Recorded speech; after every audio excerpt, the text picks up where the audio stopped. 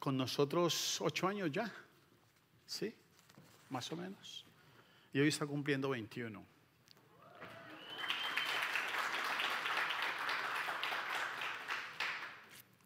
Y gracias gracias al Señor por darnos el privilegio de disfrutar sus dones, sus talentos. Bienvenidos quienes vienen hoy por primera vez. Mi nombre es Hamid Jiménez, yo soy uno de los pastores, un servidor de ustedes. Y hemos estado avanzando en una serie preguntándole a las personas de la Escritura y fuera de la Escritura, creyentes que la Escritura nos muestra y no creyentes que la Escritura nos muestra, cómo respondieron ellos a la persona de Jesús. A veces uno responde diferente a una personalidad que otros. ¿Cómo respondió las personas de la época de Jesús a Jesús cuando lo vieron, cuando lo escucharon? Y los que eran antes de Jesús, ¿cómo respondieron a Él? Y también queremos preguntarnos nosotros mismos necesariamente, ¿cómo vamos a responder nosotros a Jesús? ¿Cuál es la respuesta que usted y yo tenemos para Él cuando oímos hablar de Él? Todo lo que hemos estado haciendo es averiguando en la Escritura y escuchando desde la Escritura lo que esta gente respondió, cómo ellos respondieron. Y quiero invitarlos esta mañana, hoy, para que escuchemos la respuesta de Juan Bautista. Hay dos Juanes allí, el que escribió el Evangelio de Juan y Juan Bautista, que es el del que vamos a hablar esta mañana un poquito. Y nuevamente quiero animarlos a que cada vez que escuchemos esto que estamos leyendo de la Escritura y la Escritura, pensemos en las emociones de esta gente, en las situaciones de esta gente, en el momento histórico, en el momento cultural, y cómo ellos respondieron. Porque quiero decirles algo, la Escritura es viva, la Escritura es eficaz, es para nosotros hoy. La Escritura no es un cuento bucólico de una época para entretenernos. La Escritura es viva. Dios mismo se revela a nosotros a través de la Escritura. Así que los animo a que escuchen lo que está pasando, porque es así como Dios nos habla a nosotros. Y quiero animarlos que me acompañen. Vamos a leer de dos pasajes, uno en Mateo capítulo 11 y otro en Juan capítulo 5. Algo acerca de este personaje, Juan el Bautista. Escuchen lo que otros están diciendo, escuchen lo que él mismo está diciendo, escuchen lo que los profetas decían de él, y luego nos vamos a meter un poquito en la vida y en la experiencia de Juan. Dice así la Escritura, Mateo capítulo 11, versículos 1 al 19. Dice, cuando Jesús terminó de dar instrucciones a los discípulos, envió a sus discípulos a que le preguntaran, ¿eres tú el que ha de venir o debemos esperar a otro? Le respondió Jesús, vayan y cuéntenle a Juan lo que están viendo y oyendo. Los ciegos ven, los cojos andan, los que tienen lepra son sanados, los sordos oyen, los muertos resucitan y a los pobres se les anuncia las buenas nuevas. Dichoso el que no tropieza por causa mía. Mientras se iban los discípulos de Juan, Jesús comenzó a hablarle a la multitud acerca de Juan. Así que eso que ustedes y yo hacemos de vez en cuando, de hablar de los demás a nuestras espaldas, a las espaldas de ellos más bien, miren a Jesús. Jesús esperó que se fueran y empezó a hablarle a la gente de Juan. ¿Qué salieron a ver en el desierto? ¿Una caña sacudida por el viento? Sino, ¿qué salieron a ver? ¿A un hombre vestido con ropa fina? Claro que no. Por lo que usan ropa fina, ropa de lujo, están en los palacios de los reyes. Entonces, ¿qué salieron a ver? ¿A un profeta? Sí, les digo, y más que un profeta, este es de quien está escrito, yo estoy por enviar a mi mensajero delante de ti, el cual preparará tu camino. Les aseguro, dice Jesús, que entre los mortales no se ha levantado nadie más grande que Juan el Bautista. Yo voy a volver a leer eso, porque esto es un contraste muy serio y lo vamos a ver más adelante entre los valores nuestros y la valoración nuestra, la calificación nuestra y la calificación y valoración de Dios. Versículo 11. Voy a volver a leer ese versículo porque me parece muy importante. Les aseguro, dice Jesús, que entre los mortales vaya para atrás, vaya para adelante. Los mortales, todos los que han existido, de los que habla la historia, no se ha levantado nadie más grande que Juan el Bautista. Sin embargo, dice Jesús, el más pequeño en el reino de los cielos es más grande que él. Desde los días de Juan Bautista hasta ahora, el reino de los cielos ha venido avanzando contra viento y marea, y los que se esfuerzan logran aferrarse a él. Porque todos los profetas y la ley profetizaron hasta Juan. Y si quieren aceptar mi palabra, dice Jesús, Juan es el Elías que había de venir. El que tenga oídos que oiga. Con esto, ¿con qué puedo comparar esta generación? Se parece a los niños sentados en las plazas que gritan a los demás: tocamos flauta y ustedes bailaron, cantamos por los muertos, ustedes no lloraron. Porque vino Juan que no comía ni bebía y ellos dicen: tiene un demonio. Vino el Hijo del Hombre que come y bebe y dicen: este es un glotón y un borracho, amigo de recaudadores de impuestos y pecadores. Pero la sabiduría queda demostrada por sus hechos. Un pequeño paréntesis allí: cuando la gente vio a Juan decía: este tipo tiene que estar endemoniado porque la forma como viste y lo que come, está raro. Y cuando vieron a Jesús, dice: este hombre es un glotón, este es un borracho. Ahora, cuando usted habla de un glotón y un borracho, obviamente es que no lo ha visto usted comer una sola vez o beber una sola vez. Muy seguramente lo habían visto beber varias veces y comer varias veces, que llegaron a esa conclusión: la forma de beber de este no es normal. La forma de comer de este no es normal para ellos. Las personas con las que se asocia esta persona no son las personas con las que uno típicamente se asocia. Es amigo, mantiene, frecuenta, conversa con, come con recaudadores de impuestos y pecadores. Ahora vayamos a Juan. En Juan capítulo 5, los versículos 33 al 39 y los versículos 45 al 47, otra vez aparece este personaje, Juan Bautista, y aparece Jesús hablando de él. Está hablando con un grupo de líderes judíos, líderes religiosos, y les dice: ustedes enviaron a preguntarle a Juan y él dio un testimonio válido. Y no es que acepte yo el testimonio de un hombre, más bien, dice Jesús, lo menciono para que ustedes sean salvos.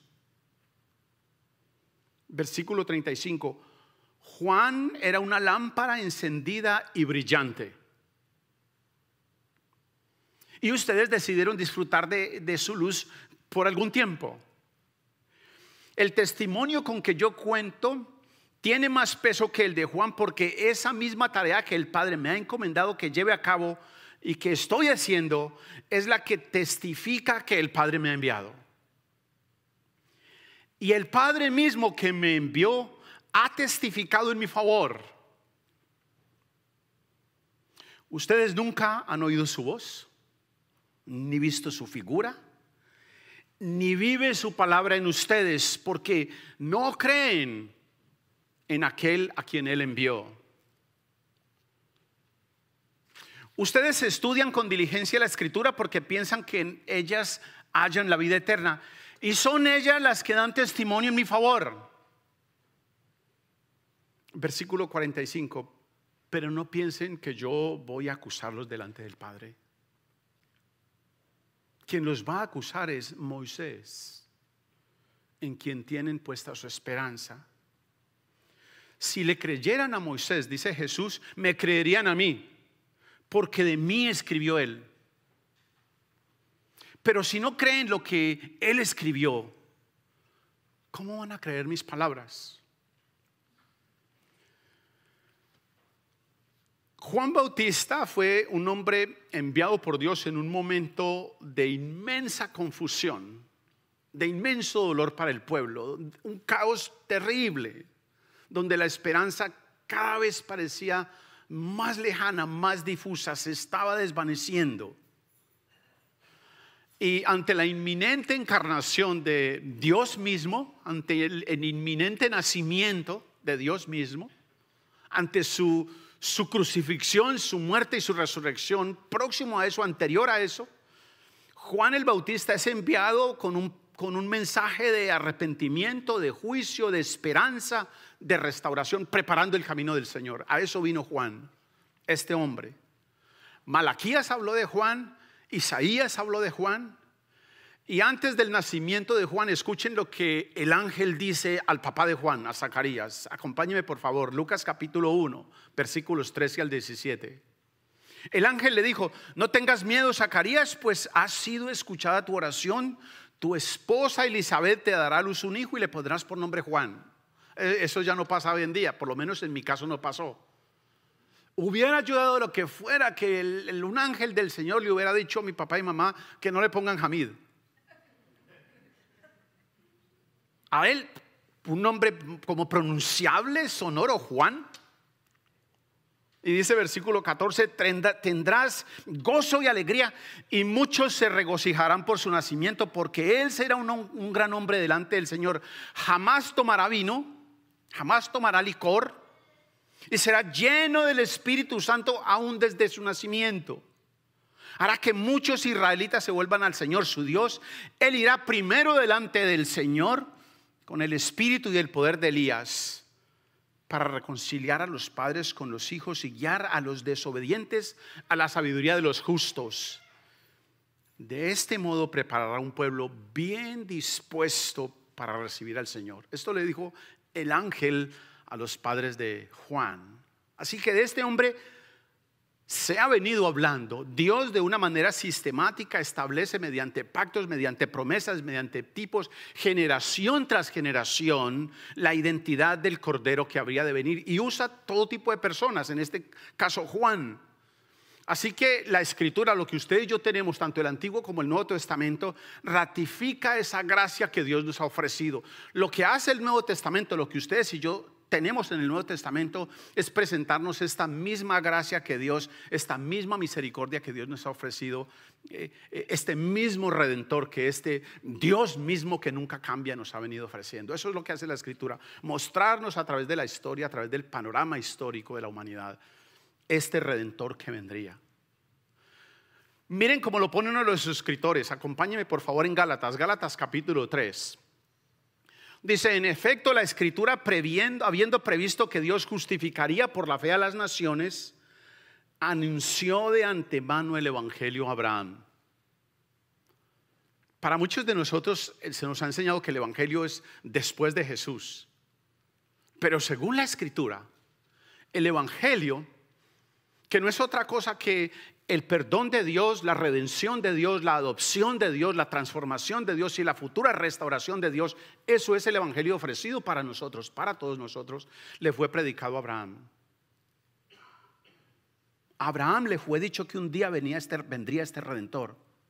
Y dice la Escritura allí donde estamos en Gálatas 3: por medio de ti serán bendecidas todas las naciones. Así que los que viven por la fe son bendecidos junto con Abraham, el hombre de fe. No es distinta la salvación para ellos o para nosotros. Es el mismo asunto, el mismo Cordero de Dios en el que ellos habían puesto su esperanza. Es el Cordero de Dios en el que ustedes y yo hemos puesto nuestra esperanza. Cristo Jesús, muerto por nosotros, enviado para nosotros, muerto por nosotros, crucificado por nosotros, resucitado para nosotros. Eso se les dijo a ellos. Ahora mire lo que dice el mismo libro en Gálatas, en el capítulo 4. Gálatas capítulo 4 versículos 4 al 7. Pero cuando se cumplió el plazo, cuando todo estaba en orden, cuando Dios se dio el derecho de llevar a cabo la otra parte de su plan que ya había anunciado, cuando se cumplió el plazo, Dios envió a su hijo, nacido de una mujer, una virgen, María, ¿recuerdan? Nacido debajo de la ley, para rescatar a los que estaban bajo la ley, a fin de que fuéramos adoptados como hijos. Ustedes ya son hijos, dice la Escritura. Dios ha enviado a nuestros corazones el Espíritu de su Hijo. Espíritu que, según dice la Escritura, clama: Abba, Padre, o lo que podríamos decir, querido papá, papi. Y dice la escritura, así que ya no eres esclavo sino hijo. Y como eres hijo, Dios te ha hecho también heredero. La escritura no es un manual de instrucciones. Si bien en la escritura Dios nos da su instrucción, la escritura, esto tendríamos que decirlo hasta la saciedad, no es un manual de instrucciones. La escritura, toda ella, es principalmente sobre Cristo y su misericordiosa obra de redención. Toda ella, desde Génesis hasta Apocalipsis. La escritura nos señala la gracia de Dios desde la creación. Y luego en el Nuevo Testamento ustedes y yo podemos experimentar a través de lo que leemos esta sobreabundante gracia en la encarnación de Jesús al nacer, en la crucifixión de Cristo, en la muerte de Cristo, en la resurrección de Cristo. Cada uno de estos eventos en la vida de Cristo hechos exclusivamente para nosotros, para usted y para mí. Él vino porque me lo ofrecieron a mí. Él murió porque yo debía morir. Él fue crucificado porque yo merecía ese castigo. Él resucitó solo para garantizar que usted y yo podamos estar delante del Padre. Cada uno de los eventos que le predicaron a Abraham acerca de esta gracia redentora nos están siendo predicados a nosotros. Y Cristo Jesús los ejecuta para ellos y para nosotros. Juan Bautista fue un profeta intrépido, un profeta un poco atípico para la época. Juan parece que esperaba algo más de Jesús. Me parece que Juan veía como a Jesús demasiado tranquilongo. Juan estaba en la cárcel por andar denunciando cosas que no se debían hacer, como por ejemplo la inmoralidad de Herodes. Y Jesús andaba predicando de pueblo en pueblo. Entonces Juan le manda a preguntar: ¿qué estás haciendo? ¿Eres tú el que había de venir o esperamos a otro? Me parece por varias cosas, por lo que él pregunta, pero además por lo que Jesús responde, que Juan estaba esperando un poquito más de acción. Si este es el Mesías, este viene y destruye aquel, organiza al otro, acomoda el de más allá. ¿Qué estás haciendo? ¿Eres tú el que ha de venir o esperamos a otro? Ahora, esto es una pregunta bien directa que Jesús sabe responder. Unas semanas atrás, yo no sé si se acuerdan, escuchamos a Jesús respondiendo esta misma pregunta a la mujer samaritana. ¿Recuerdan lo que Jesús le dice? Cuando ella le dice, cuando venga el Mesías, hablamos de eso, queriéndose zafar de Jesús. Y Jesús vuelve y se le pone de frente y le dice: yo soy el que habla contigo. Así que esta no es que Jesús no supiera responder esta pregunta o no quisiera responder esta pregunta, pero a este profeta, al profeta de Dios que está en la cárcel perdiendo su esperanza, diciendo: ¿qué es lo que pasa en este caos? Los políticos siguen robando, la inmoralidad sigue predominando. ¿Qué es lo que pasa en esta ciudad? Y usted no dice que es el Mesías. Arregle el asunto. A este profeta de Dios, Dios lo ayuda. Jesús, la respuesta que Jesús le va a dar, lo ayuda para que se reenfoque de la posible pérdida de esperanza que está teniendo Juan. La respuesta de Jesús es interesantísima. Díganle a Juan que abra la escritura.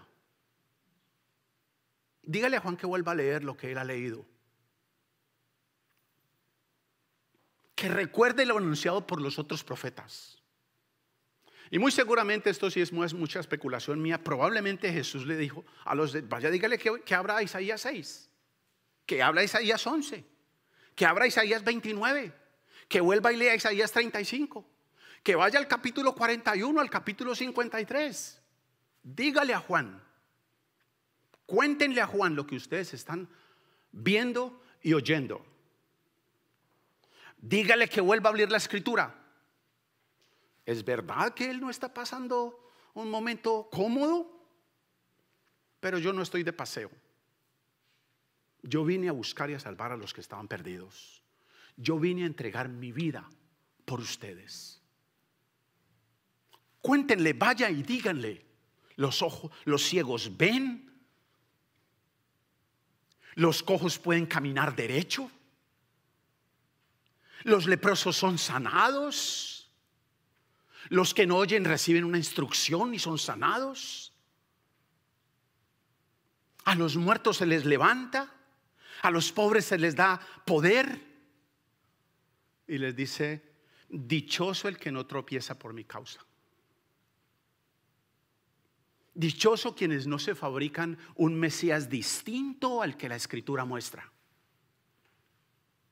Yo vine no a hacerle la vida más cómoda, no a sacarlo bien de una operación de apendicitis o a llevarlo bien de Miami a Orlando a usted. Yo vine a salvarlo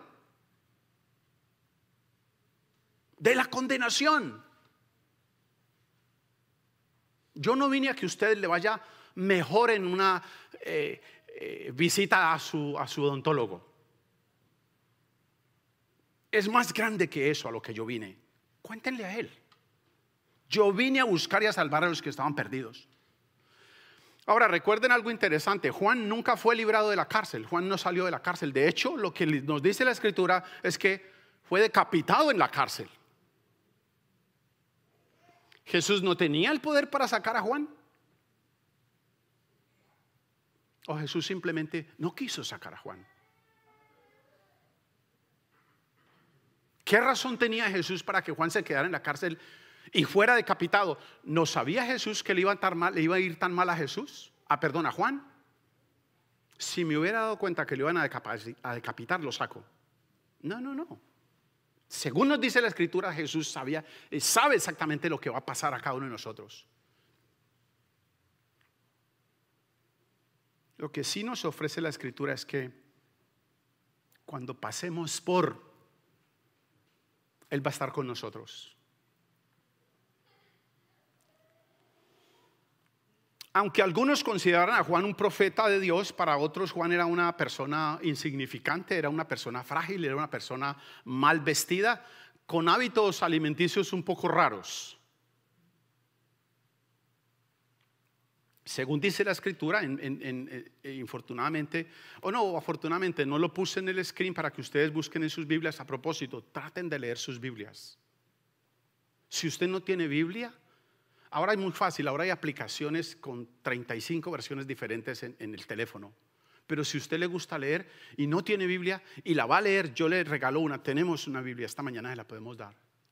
Solamente usted levante su mano, si no la tiene, y alguien se la va a dar. Pero mire lo que dice Mateo capítulo 3, versículo 4, para que más o menos se den cuenta de lo que está pasando acá. La ropa de Juan estaba hecha de pelo de camello. ¿Algunos de ustedes han montado en un camello?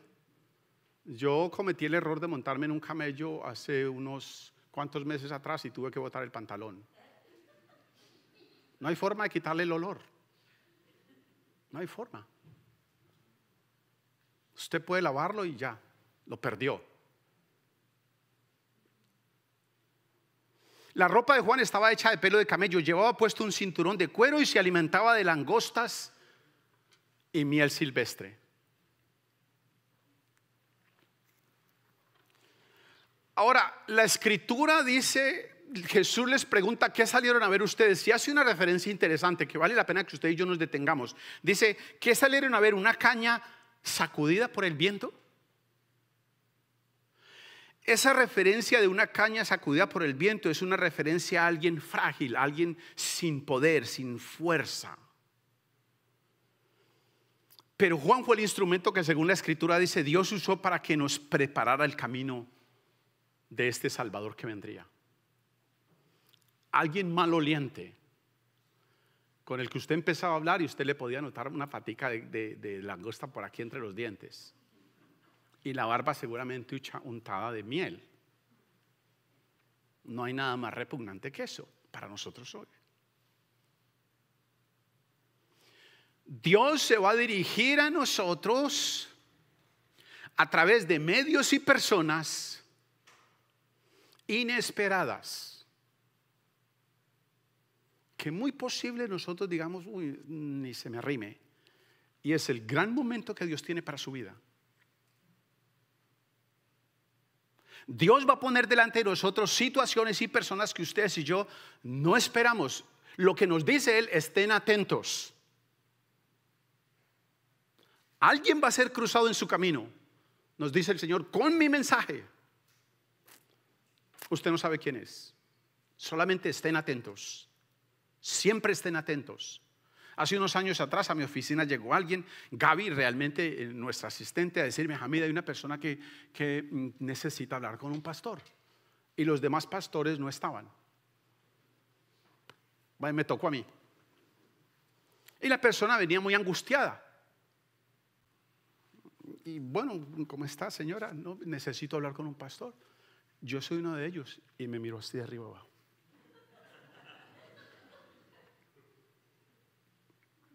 Me dijo, ¿y usted es un pastor? Yo le dije, sí, yo soy uno. Pero usted no está vestido como ellos. Y desde ahí yo me vengo preguntando, ¿cómo se visten los pastores? ¿Cómo se deben vestir? ¿Se imaginan ustedes que yo estuviera acá vestido de pelo de camello y con patas de langosta y chorreando de miel? ¿Se imaginan ustedes cuál sería la receptibilidad, cuál sería la posibilidad de conexión que yo tendría con algunos de ustedes? Mínima, pienso. Jesús es enfático en que ustedes y yo prestemos atención, que estemos alerta, porque Dios suele ofrecer, y esto es muy común, esto es el modus operandi de Dios. Dios suele ofrecer sus regalos más significativos, más importantes, suele entregarlos en presentaciones poco comunes, lo que uno menos espera. Una envoltura que uno ni tocaría y Dios tiene allí el gran regalo para usted. Una persona que usted no tolera ni quiere volver. Cuando usted ve el identificador en su teléfono, ni lo mira para no caer en el pecado de que usted se negó. Lo deja timbrar. Y a los 3 días dice, acabo de ver tu llamada. Espero que no haya sido una emergencia. Dios se va a presentar y va a ofrecer sus regalos más grandes en presentaciones poco comunes. En otras palabras nos dice, comprenden ustedes, les está diciendo a ellos lo que he venido anunciando a través de los profetas. ¿Entienden ustedes el mensaje? Incluso con Juan, ese vestido de pelo de camello. Les estoy hablando del Redentor que había de venir. Ahora, yo no sé hasta qué punto este término esté fatigado en nuestra mente, el Redentor, el Salvador, el Evangelio. ¿Qué quiere decir eso? Eso quiere decir que ustedes y yo éramos reos de muerte, estábamos condenados y necesitábamos un Redentor. De eso se trata la Escritura, no es de otra cosa.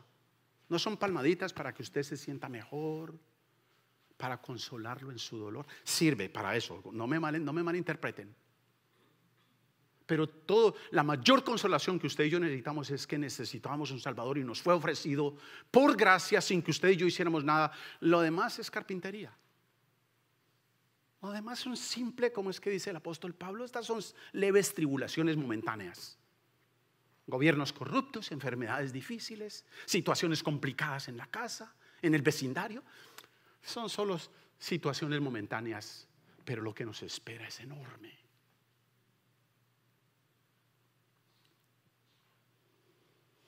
Por medio de los profetas, a cada generación Dios nos ha venido hablando a través de este mensaje, incluso con personas vestidas y con este tipo de régimen alimenticio. Es una visión muy distinta a los estándares nuestros, a los estándares de esa época inclusive. Y de nuestra época. Es una visión distinta a la valoración, a la interpretación humana de lo que usted y yo tenemos, de lo que es importante, de lo que vale la pena prestarle atención. Muy distinta. Lo que nos dice la Escritura es el menor servirá al mayor. A nosotros nos han enseñado exactamente lo opuesto. El último será el primero. El que se humilla será exaltado. El que se exalta será humillado. ¿Oyeron que fue dicho? Pero yo les digo, La Escritura nos propone algo completamente revolucionario, algo distinto a lo que ustedes y yo estamos acostumbrados, a los que nos han enseñado generación tras generación. Juan no fue librado de la cárcel, fue decapitado por creerle a Jesús, por mantenerse aferrado a los estándares de vida que Dios nos propone en su palabra, a los principios de vida que Dios nos propone en su reino. Él se mantuvo ahí. No era nada cómodo para él, no era nada agradable. Se ganó enemigos mortales, pero se mantuvo a costa de todo. Aunque experimentó la separación, la exclusión, la escasez, la violencia en su propio cuerpo, permaneció fiel. Esto es lo que Dios dice. Esto es lo que yo creo. Era la posición de Juan. Juan respondió con fe a lo dicho por los demás profetas. Juan respondió con fe a lo dicho por el Espíritu Santo a su corazón. Juan respondió con fe a lo que la Escritura le había dicho a través de los profetas, en quienes, según leímos en la Escritura, también estaba el Espíritu Santo hablándoles y diciéndonos a nosotros lo que teníamos que escuchar. Él respondió con fe. Simplemente se ajustó y eso le costó que le desacomodaran la cabeza de su puesto.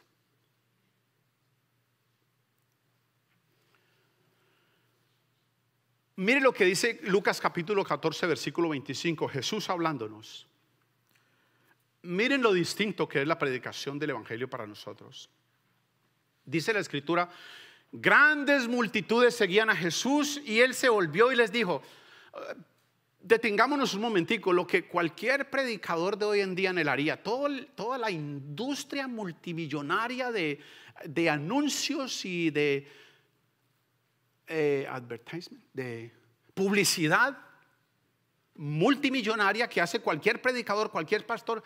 Jesús se voltea y les dice: si alguno quiere venir en pos de mí y no sacrifica el amor a sus padres y a su madre, a su esposa y a sus hijos y a sus hermanos y a sus hermanas y aún su propia vida, no puede ser mi discípulo.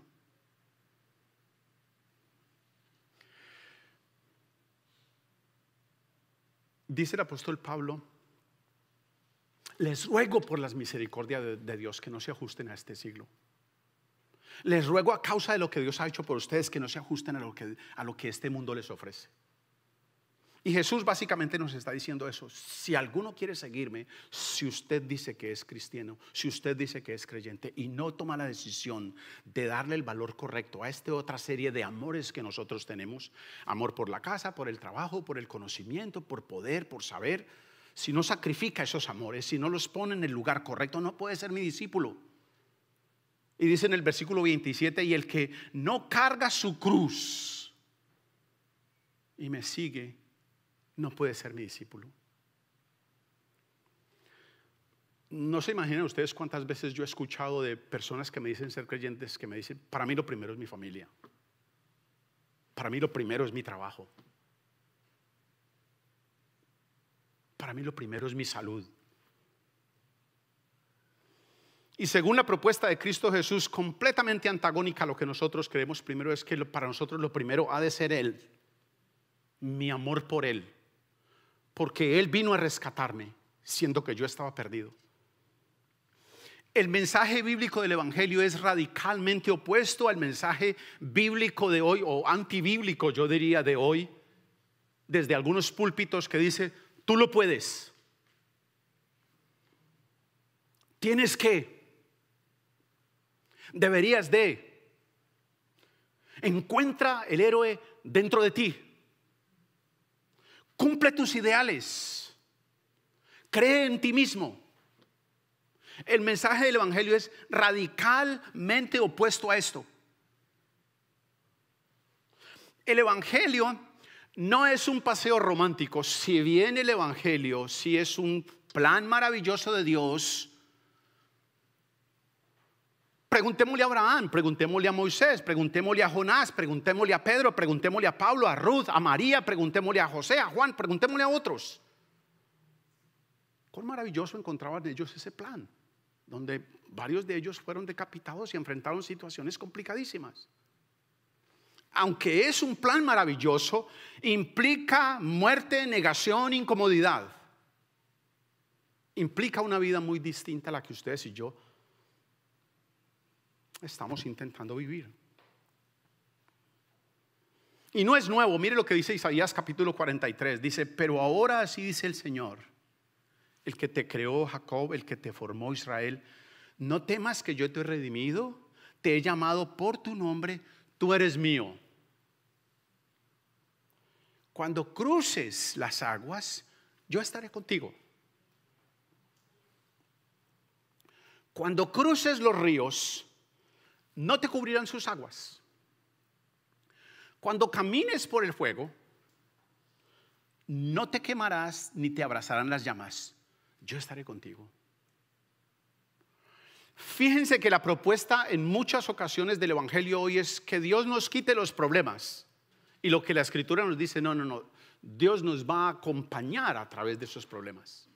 Siempre que ustedes en la Escritura oigan acerca de aguas, ríos, mares, es sinónimo de aquello que ustedes y yo no podemos controlar y de caos, de desorden. Y básicamente lo que la Escritura nos está diciendo, cuando pases por, usted ponga la situación en la que está atravesando en este momento usted o su casa o su familia o su país. Cuando pases por, yo estaré contigo. Cuando cruces, yo estaré contigo. Cuando camines, yo estaré contigo. No es que usted y yo hemos sido tirados a una serie de situaciones donde ver cómo resolvemos.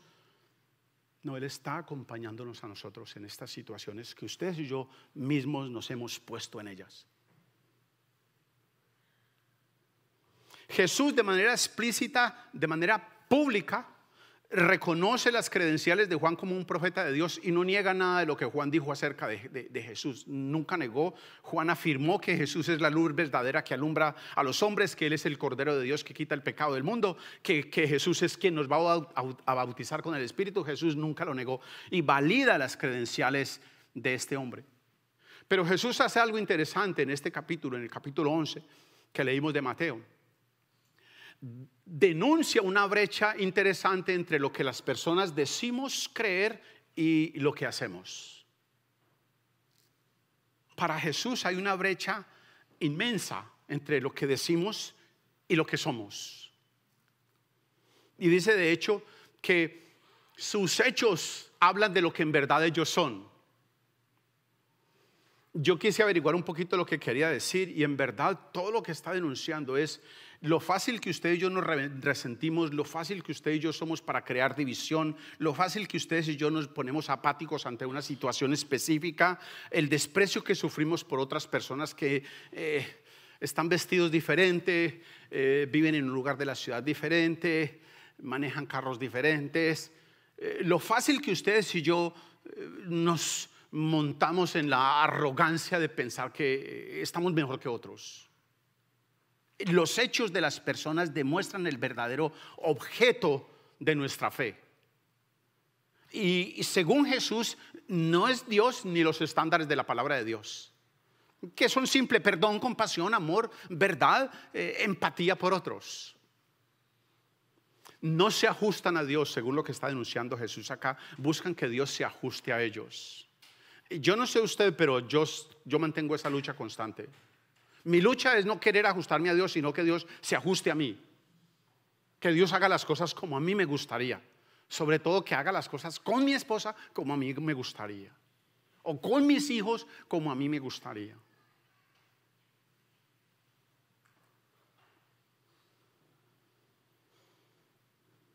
Ay, si me dieras, Señor. Ay, si me evitaras. Señor, si me sanaras si cambiaras a. Ahora lo que Dios nos promete es lo siguiente: tú eres mío, yo soy tu Dios. Cuando pases por situaciones, cuando pases por relaciones, yo estaré contigo. Yo te he formado. Tú has sido hecho para mi gloria. Jesús en el capítulo 5 de Juan hace lo siguiente. Les dice: ustedes mandaron a preguntar a Juan quién era yo. Pues Juan les dijo quién era yo y ustedes aceptaron el testimonio y hace algo interesante. Les dice: presten atención a lo dicho por boca de los profetas. Nuevamente Jesús lo que hace es validar las credenciales de Juan como profeta de Dios y la importancia de su mensaje, incluso con personas que no necesariamente nos gusten. De hecho, lo que Jesús dice en Juan 5:35, les dice que Juan era como una, ¿cómo es que dice él? Una lámpara que brilla. ¿Sí es el término que usa? Juan 5:35. A ver si lo encuentro. Juan era una lámpara encendida y brillante, y ustedes decidieron disfrutar de esa luz por algún tiempo. Jesús lo que está haciendo es validando a estas personas que Él pone alrededor nuestro para que nos hablen su mensaje. Muy a pesar de lo insignificante, de lo incómodo, de lo repulsivo que pudiera verse para algunos, de lo chocante que pudiera resultar lo que alguien está diciéndole, cada mensaje, cada momento de la Escritura tiene un valor de suma importancia, de suma relevancia, un valor determinante para su vida, para su momento. Preste atención. Preste atención a cualquier versículo de la Escritura que usted esté leyendo. Su lucha va a ser, cada vez que alguien está hablando de la Escritura, contra nuestra tendencia a hacer lo que nosotros queremos. Entonces usted va a empezar a cabecear o va a empezar a bostezar. Algunos me han dicho, los encuentro yo así en el servicio. Mi Señor, no estaba dormido, estaba prestando especial atención.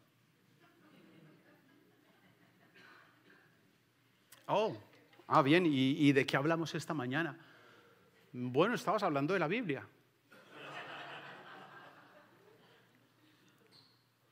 Muy a pesar de lo insignificante que pueda parecer, de lo aburrido, de lo que ya lo sé, cada mensaje es importante. A cada generación Dios tiene un mensaje. Preste atención. Abra sus entendederas. Pero recuerde, Él es el mensaje. Él es nuestro Redentor. Él ha venido a buscar y a salvar. Ahora, el problema que había acá era que estas personas, miren el problema en el que están estas personas, leían y estudiaban diligentemente la Escritura. No era que eran ignorantes, eran estudiosos de la Escritura, pero no vivían ni creían lo que la Escritura dice acerca de este Redentor, acerca de esta necesidad de redención. Ojo que esto es un peligro muy típico para nosotros los creyentes, leer la Escritura como un manual de normas, donde normas que los demás deben cumplir. Y en este caso estas personas hacían lo mismo, estudiaban diligentemente la Escritura. Les dice Jesús, pero ellas son las que dan testimonio de mí. Ahora, cuando Jesús dice dan testimonio de mí, lo que nos está diciendo es testimonio de un Redentor, Cristo Jesús, el Cordero, el que tenía que morir por nosotros. De lo contrario, yo tendría que morir por mi propio pecado. Se habían elaborado, como ha pasado hoy, por fuera de la Escritura, una serie de, para venir a Cristo usted debe de, para venir a Cristo usted tiene que, para venir a Cristo necesitas. Se habían elaborado tantos debes, tienes, necesitas, que no podían ver el verdadero y único mensaje de la Escritura, que era Cristo Jesús, enviado para nuestra redención. Y Jesús nos dice, si le creyeran a Moisés, si le creyeran lo que está escrito, si creyeran la instrucción de Dios, me creerían a mí. Mire esta declaración de la Escritura, acompáñeme por favor, porque Jesús usaba este tipo de frases que a veces le pasan a uno. Escuchen por favor esto, Mateo capítulo 12, versículo 30. El que no está de mi parte está contra mí. Bien simple. El que conmigo no recoge, esparce. Voy a volverlo a leer. El que no está de mi parte está contra mí. Y el que conmigo no recoge, esparce. En otras palabras, no se engañe usted mismo diciendo que es creyente si en verdad usted no entiende que necesita redención, que necesita salvación, y por ende los demás alrededor suyos también necesitan esta redención y esta salvación. No en vano Jesús dice, cualquiera pues que me oye estas palabras y las hace, le compararé. Quiero darles el secreto para la madurez espiritual. No son 7 pasos ni 3 claves. El secreto para nuestra madurez espiritual, para su madurez espiritual y la mía, es simplemente escuchar y creer. Escuchar lo que Él nos dice y creer lo que Él nos dice. Desde el principio, escucha, pueblo mío, el Señor nuestro Dios, el Señor uno es. Amarás al Señor tu Dios de todo tu corazón, con todas tus fuerzas, con toda tu alma, y a tu prójimo como a ti mismo. Escucha, pueblo mío, el Señor nuestro Dios, el Señor uno es. El secreto de nuestra madurez espiritual es escuchar a Dios por encima de lo que nuestro corazón nos esté diciendo, por encima de lo que nuestra organización religiosa, política, social nos esté diciendo. Escucharlo a Él. Y escucharlo a Él tiene que ver con leer su palabra, no es otra cosa. A veces hasta ni hay que escuchar a los predicadores. Y a algunos pastores no vale la pena escucharlos. Escuche la Escritura. Métase a ella, léala. El secreto de nuestra madurez espiritual está en escuchar lo que Él nos dice y creer lo que Él nos dice. Juan respondió con fe al mensaje de Dios por boca de los profetas. Jesús, sin ninguna necesidad de arrepentimiento ni de limpieza, se puso en la fila para bautizarse. Jesús se puso allí para demostrarnos que hay que cumplir lo que la Escritura dice. Se identificó con las personas que están creyéndole a Dios, que están buscando su pueblo, que están buscando su voluntad, que esperan su reino. Esa es la misión de Jesús. Jesús se puso en fila. Jesús aceptó y respaldó y validó el ministerio de Juan el Bautista en preparación de la venida de él. Y si Juan era el que preparaba el camino de Jesús, entonces Jesús era la persona que venía a cumplirlo. Únicamente el Evangelio, queridos hermanos, nos da verdadera vista a nuestra ceguera. Únicamente el Evangelio organiza nuestros pasos. Porque lamento defraudarlos, pero todos nosotros estamos cojeando en más de una área de nuestra vida. Solamente el Evangelio puede darnos nivel a nuestra forma de caminar, en cuanto a nuestra moralidad, en cuanto a nuestras finanzas, en cuanto a nuestra forma de criar hijos, de ver la familia. Solamente el Evangelio nos puede sanar de nuestra verdadera enfermedad. Solamente el Evangelio nos puede dar vida y poder a quienes nos sentimos muertos y empobrecidos. Solo en el Evangelio podemos encontrar riqueza, poder para quienes estamos empobrecidos. Es muy dichoso quien no tropieza en Cristo. Es muy dichoso quien no tropieza por no creer en Cristo Jesús. Jesús ratificó a Juan en su fe y les dijo: cuéntenle lo que están viendo. La pregunta para ustedes: ¿cómo responde usted al evangelio que se le está predicando? ¿Cómo responde usted a la predicación de la obra de Cristo por su vida? ¿Cree usted? ¿Cree usted en Él? Y la segunda pregunta que tiene que hacerse usted es: ¿y si cree en Él, qué cree de Él? ¿Qué es lo que usted cree de Cristo Jesús? Si usted quisiera hablar con alguien acerca de eso, aquí hay hermanos que pueden ayudarlo a usted a responder esas preguntas. El hermano José Franco, el hermano Carlos, el hermano Raúl, el hermano Rubén. Ellos el hermano Guillermo pueden responderle esas preguntas. Yo a veces me acerco a ellos a que me respondan algunas preguntas. ¿Quiere hablar al respecto? Hable con uno de ellos, hable con uno de nosotros. Queremos saber qué está respondiendo usted, cuál es su respuesta a Jesús. Oremos. Señor, damos gracias por esta mañana y por tu misericordia. Damos gracias por tu cuidado.